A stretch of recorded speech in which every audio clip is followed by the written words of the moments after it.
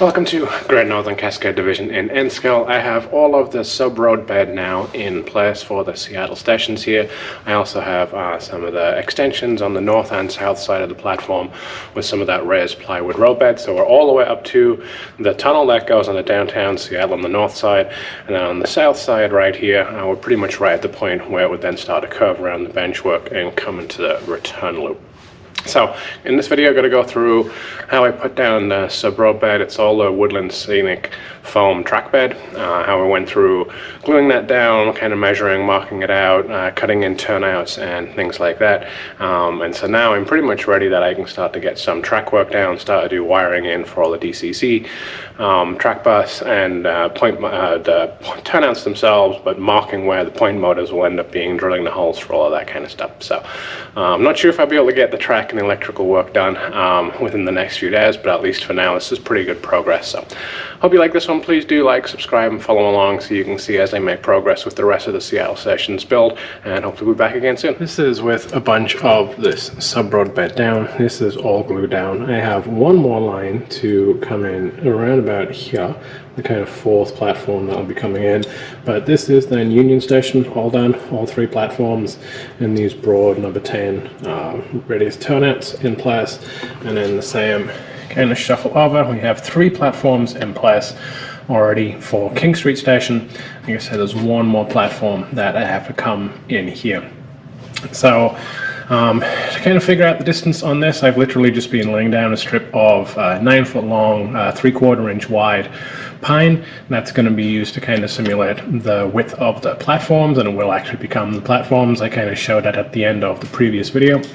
So let's see if I can do a little bit of a time-lapse kind of thing, showing how I go through and do this. A little bit of a jumble of lining it up with the platform base in place to get the kind of width of the platforms, then putting down the sub-roadbed, and then a lot of eyeballing, honestly. I'd had used laser line as well down at the far end there to get the first couple down. That worked okay, and then honestly it much more came down to me eyeballing it just to kind of see. Wibbly wobbly lines on layouts draw my attention to it right away. It is a very, very hard thing to do. Right now, I think this is 12 feet in length. It is very hard. It's not perfectly straight, but it's close enough so that once the track goes down, the track is where I'll really spend a lot of time making sure that it's right. But it is pretty darn close if we kind of come over as well and have a look at the Union Station side. So yeah, I had to use the laser level, but also then just eyeballing it. So you'll see me walk down to the end of the peninsula here, kind of look down, come along, just shuffle ever so slightly a little bit along. These pins I'm going to take out before I get going. The pins are just there to hold it in place because I'm doing very, very gentle curves for these turnouts. And so these are Woodlands Scenic foam track pins, and they're literally just pins that you push down through the foam into your plywood tops, and just holds it in place while the glue dries. And then, like I say, you can just take them out when you're done, and then when you do the track, it will be the same thing. Once the track is put down and glued in place, and you use these pins just to kind of hold them in place while that glue sets. So let's try and get the foam subroadbed in for this last platform now in King Street Station.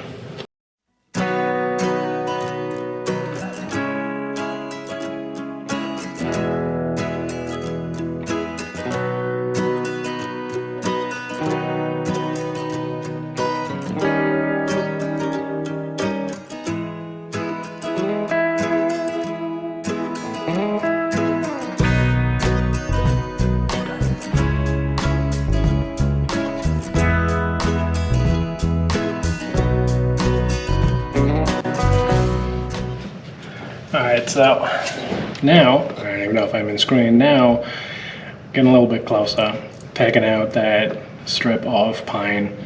I'm now far enough down that because it bends ever so slightly until it's kind of tacked down in place, it's not as useful as it kind of was before. It's also pretty much at the 8 foot length now. The platform's probably going to go about 8 or 10 feet.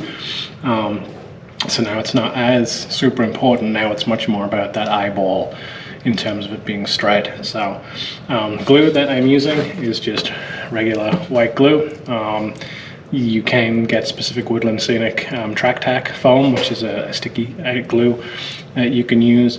Everyone's going to have different preferences as to what kind of glue. I've seen people that have gone from almost industrial strength type glue, both for foam and for caulk, and yeah, you can use whatever. I've found that this white glue works just fine. I've had layouts that I built before that I've ran for a number of years and it doesn't move once it adheres. I avoid washable just in case.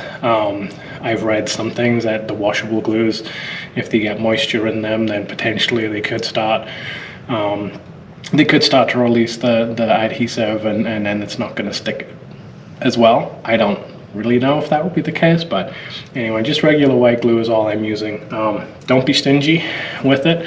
It's fairly cheap. Use plenty, make sure that it adheres, and then also overlap a little bit on the end. Don't just do like a 2 foot length or a 3 foot length, whatever it is that you're doing, and then stop it right there. Overlap the glue just a little bit so that you make sure you get glue all the way to the edge and then a little bit more. And so that's really all that I'm doing here, is just back out a little bit. Now I'm just going to kind of eyeball roughly where I think the glue is going to need to go. Roughly figure out what the width of that 3/4 inch platform would be. I don't really care if I'm a little bit wide in terms of where the actual track bed foam is going to be,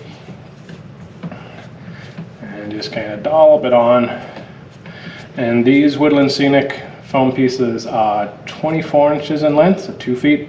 If you get caulk, sometimes it's 2 feet, sometimes it's 30 inches, 2.5 feet, sometimes it is right at 3 feet, 36 inches. It's kind of interesting that, you know, track length is often in 30 inches or sometimes 36 inches, and then the roadbed is often different measurements. So I think all of the Atlas Code 55 flex track sections that I'm using are 30 inches, and then yeah, these Woodlands Scenic foam track bed sections are 24 inch length. So that's roughly, I think, good enough for now.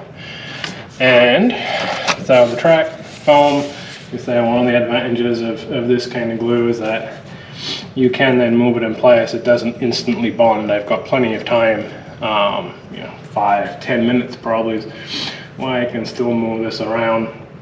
I just loosely line it up, kind of tap it down in place, and then I'm going to go down the other end, eyeball it, and see if I need to move it a little bit.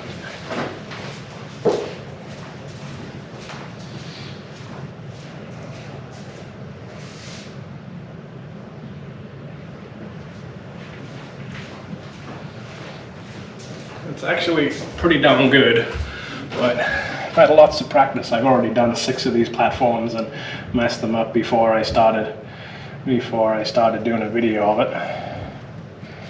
So just small amounts. I'm going to go back and check again. That should be perfect.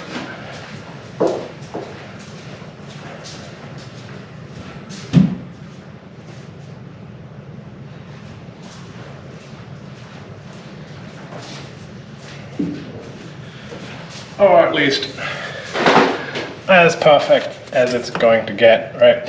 I'm going to add a little bit more glue to a couple more sections in here just to finish this off, but I'm going to stop recording as I'm getting really, really close to the camera now, and we'll come back when it's all done. So this is with that, well, the 12-foot section all in place now.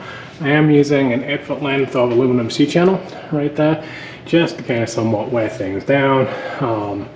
It's mostly going to keep itself in place anyway. I can't be bothered to pin all of this. I'm more concerned about wanting to have a little bit of weight on it. And then at the far end, we've got another 2-foot section because there is going to be a right-hand turnout that would sit right there on the end, and figuring out the geometry on the other side.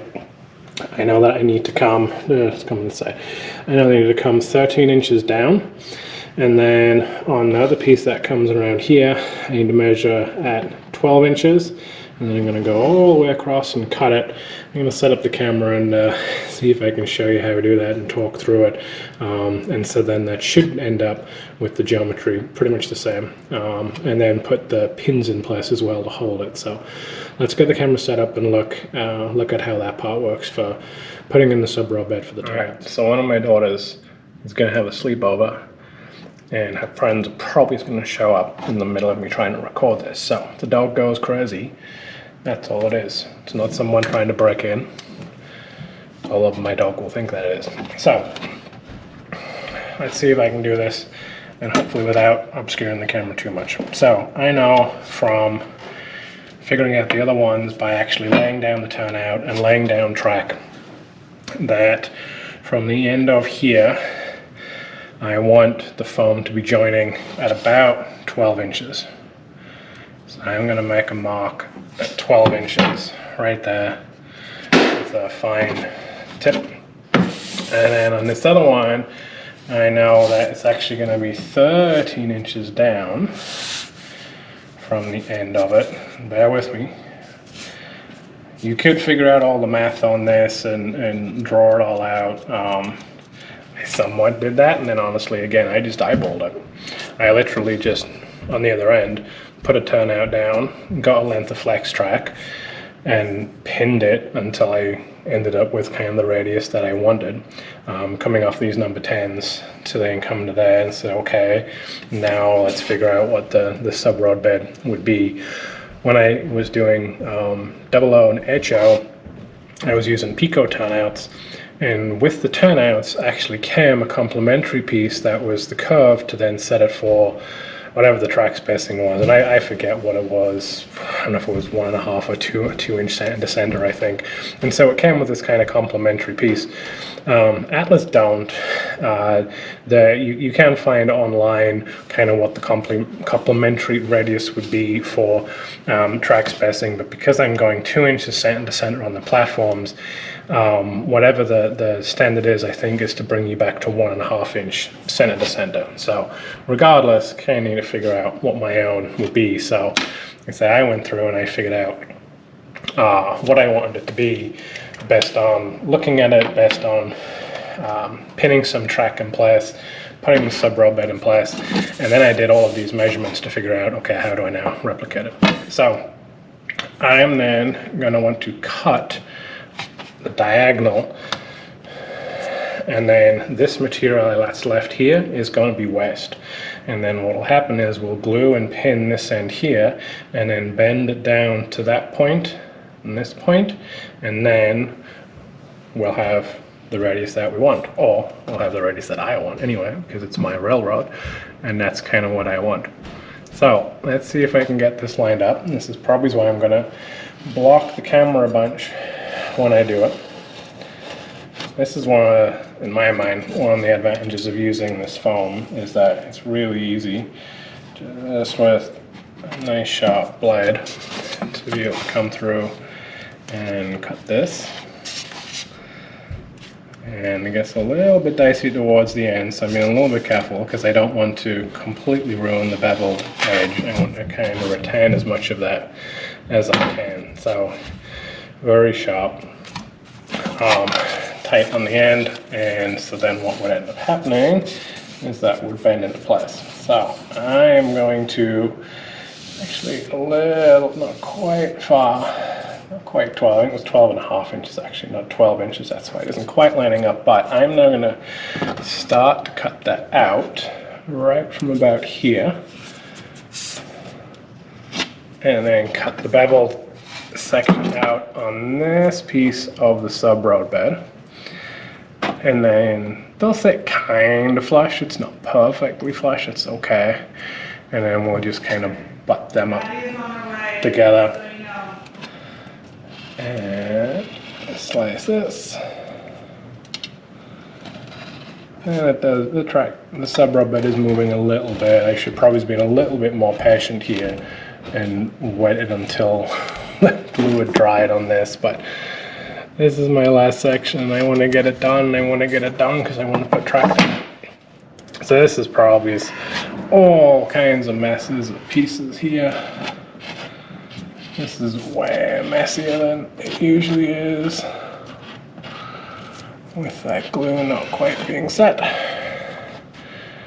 But like I said, all we're doing is just taking the bevel edge off. It's kind of hard to see. Maybe I'll move the camera once I'm done butchering this. Doesn't really matter. Like I say, we're not going to see it because we're going to butt that other piece all the way up to it. And before I do, I should probably go an eyeball and make sure that this section is still straight and aligned, because I almost certainly have kind of bumped out at this point. So let me uncheck that, and then we can kind of adjust the alignment there before we get our glue down.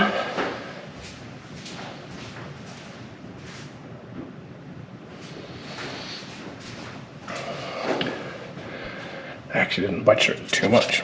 So let's try and find some more glue.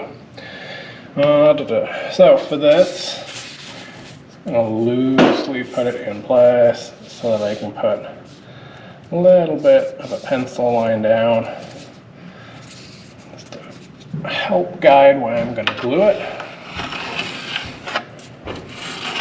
And it doesn't really matter, I'm fairly liberal with the glue at the best of times.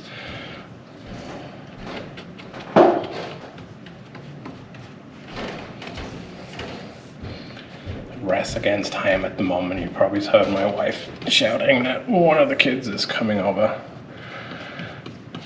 Let's see who's gonna win. Am I gonna win, or is the doorbell gonna win? Actually, Becca will probably win. You'll probably hear the dog before you'll hear the doorbell. Again, super liberal with the glue. I don't need anywhere near this much glue. All right, now all the way in there, and then putting a little bit, kind of like butting up on that joint that we did, because that's where those two foam pieces are gonna come together. Looks like a mess now, but you've already seen the other end, and it doesn't stay a mess. Once the glue dries, it's really not that big of a deal. Uh-oh, here we go, the dog's gonna go. I'm gonna pause this real quick. The dog's at the back, I can hear him. He's just gonna be mad. All right, so these are the foam track pins again. And I'm just going to push it through to pin it in place, a couple of places. And then there is a slight curve that I want to add in. And I'm going to pin this straight section to clunk, clunk, clunk. I'm going to pause the video and come back when this all stops playing. All right, the dog is probably coming down with me. So let's try and finish this up. So again, just using these pins to hold it in place while the glue dries. Hard trying to do this so I'm not going to block the camera as well. And you can do the same with cork. This isn't really that different of a process because I'm using foam rather than cork. That might be good. I'm going to come back and eyeball this one more time just to see how we're doing on this strap piece alignment. I worry I bumped it.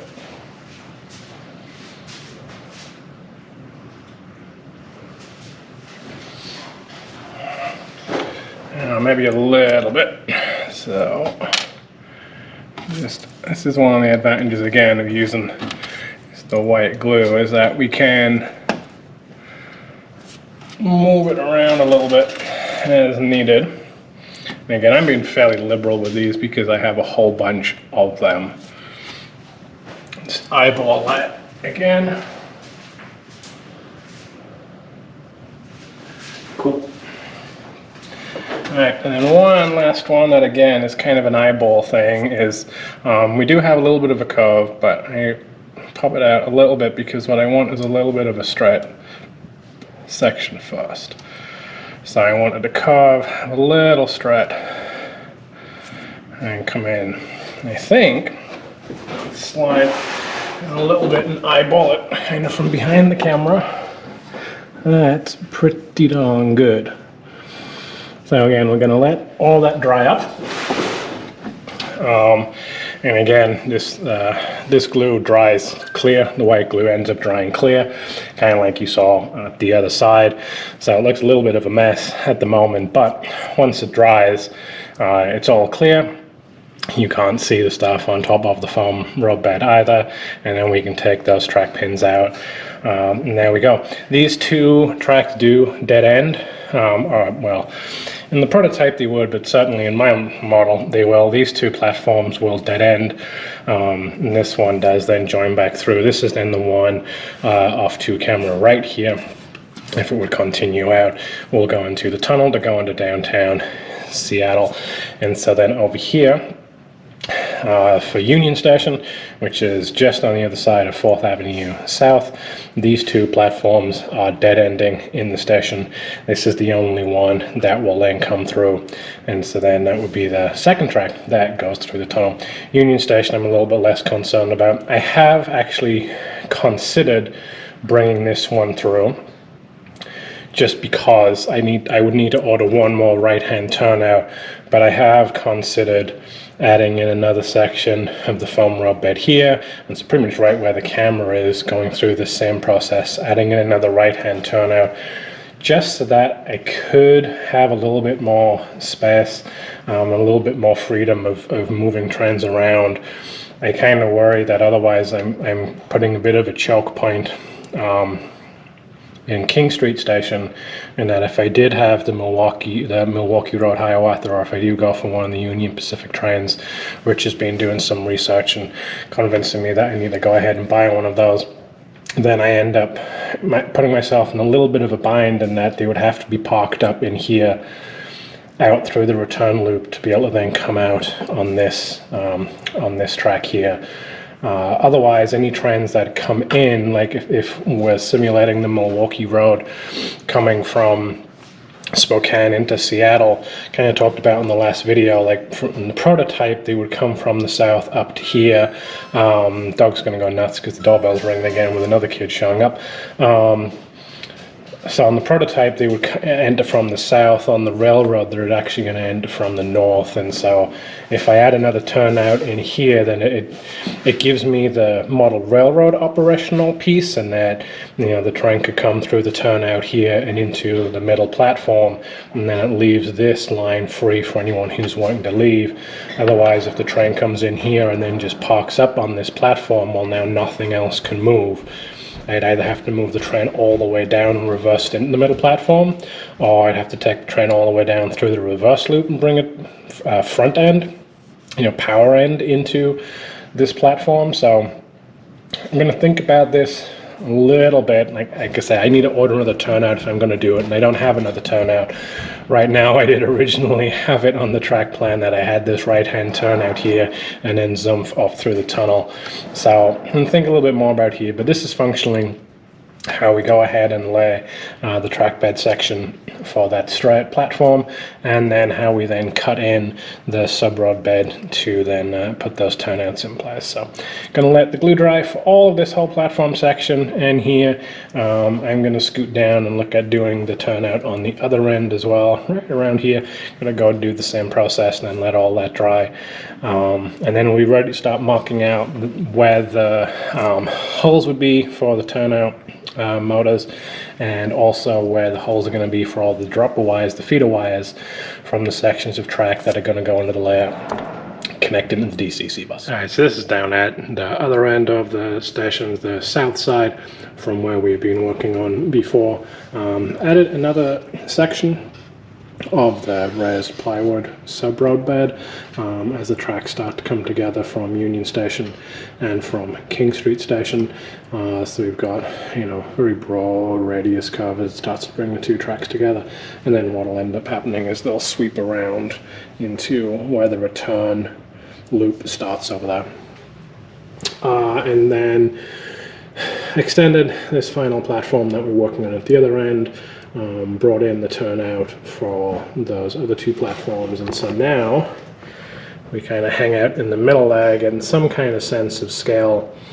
The shortest platforms are 8 feet long, the longest is over 12, getting on for almost 14 feet long, probably, yeah, 12 feet, 12 plus feet. I'm going to add that other turnout on the north side that I kind of thought about between the middle platform and this outer platform. Don't have that turnout, but I think what I might do is add another section of the plywood subroad bed for what will then keep on going heading into the tunnel, so that I would then have enough track basically put down so that, you know, I'll be able to move trends out and then be able to come back into different platforms to start to move things around a little bit, kind of like I've done here.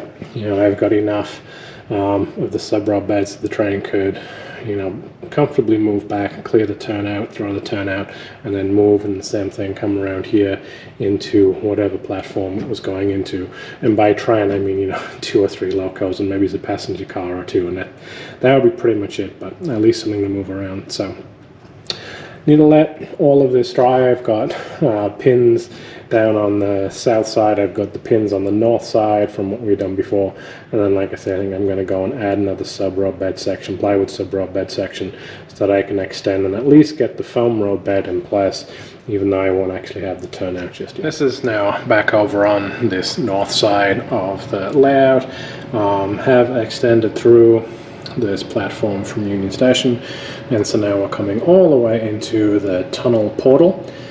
That thing heads into underneath rather downtown Seattle. So there's the line from King Street Station, and there's already a turnout cut in there, and so that line will run through into the portal. You now have this one that comes in, and that new turnout that's cut in that wasn't originally on the track plan from the last video, into that middle platform there for Union Station. So if we then come for a little bit of a walk down, a little bit of a walk. In total, we're at about 20.5 feet, 21 feet in length by the time we get all the way down here. Over on this south side, bring them together, let's spin around and look and see. So we've got that curve coming into Union Station, and the platforms start to split out, and that's super duper long, straight length, probably 16 plus feet, 17, 18 feet almost for King Street. So these two right here, because then now they're going to start to curve in eventually. I'm not going to get to that at this point before I have surgery in a few days. But this is all of that subroadbed down. I think I'm going to call this video good for now and leave it as the subroadbed. Went through how I put some of this down, gluing it, pinning it. So I think this one's going to get a little bit long, and then the next step is going to be putting track in, so marking out the holes for turnouts so that we can put in point motors at some point in the future. Look at getting those turnouts wired, and getting the actual lengths of sectional track wired, and then kind of cutting those, or drilling those holes rather, where the feeder wires are going to go. I think I'll put the track laying part and the electrical wiring part into another video. So hope you enjoyed this one. This might be as much as I get done before surgery. We'll see. I hadn't really planned ahead, and so I'm waiting on all that feeder wire coming through, so that that I can get that soldered up to all of the rails and the turnouts and get them in place. Need to figure out exactly wiring those Atlas turnouts. I've wired turnouts before. I just want to make sure that I'm going to be getting it right for these Atlas ones before I put them in place, because once turnouts are in place, they're a real pain to try and then do something different and try and solder additional wiring onto them. So I hope you've enjoyed this one. Hope it's been useful. Start to see a lot of progress now that pretty much all the subroadbeds in place. I've got another couple of hours or so where I'm going to leave these pins in just to make sure that the glue dries and I can take those out.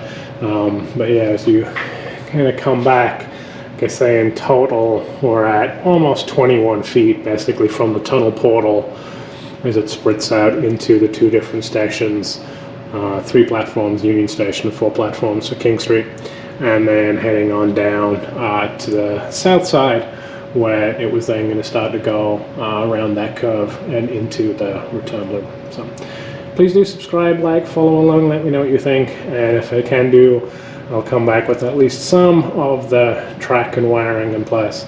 Otherwise, might be a little bit of a break while I have surgery in a few days. So take care, I'll be back when I can. Bye.